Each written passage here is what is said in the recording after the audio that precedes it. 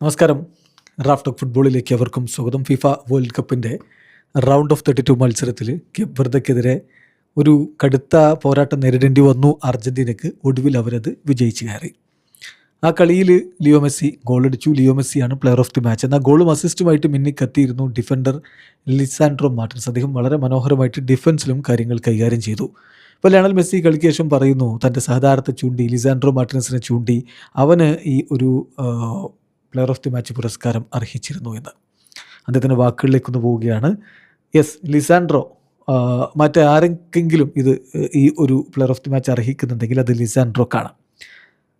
യാഥാർത്ഥ്യം എന്താണെന്ന് വെച്ചാൽ ഈ ടീം ട്രൂലി പാസീവ് എഫേർട്ടാണ് ഇന്ന് ഇട്ടിട്ടുള്ളത്. പക്ഷേ യെസ്, ലിച്ച സ്കോർഡ് ദി ഗോൾ.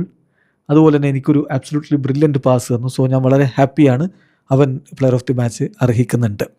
പിന്നെ ഈ ടീം എന്ന് പറഞ്ഞാൽ ഇത് വളരെ മികച്ചൊരു ഗ്രൂപ്പ് ഓഫ് ഹ്യൂമൻ ബീയിങ്സ് ആണ്. കാരണം എന്താണെന്ന് വെച്ചാൽ wonderful group on A human level. ഞാൻ അങ്ങനെ തന്നെ പറയും. കാരണം വളരെ കൊഹേസീവാണ്, വളരെ നല്ല ഹെൽത്തി ആയിട്ടുള്ള റിലേഷൻഷിപ്പാണ്, പരസ്പരം ജെന്യുവൻലി നന്നായിട്ട് ഇഷ്ടപ്പെടുന്ന ഒരു കൂട്ടം താരങ്ങളാണ് ഇവിടെയുള്ളത്. അപ്പം ഞങ്ങൾ ഒരു ഫാമിലി പോലെയാണ് മുന്നോട്ട് പോകുന്നത്.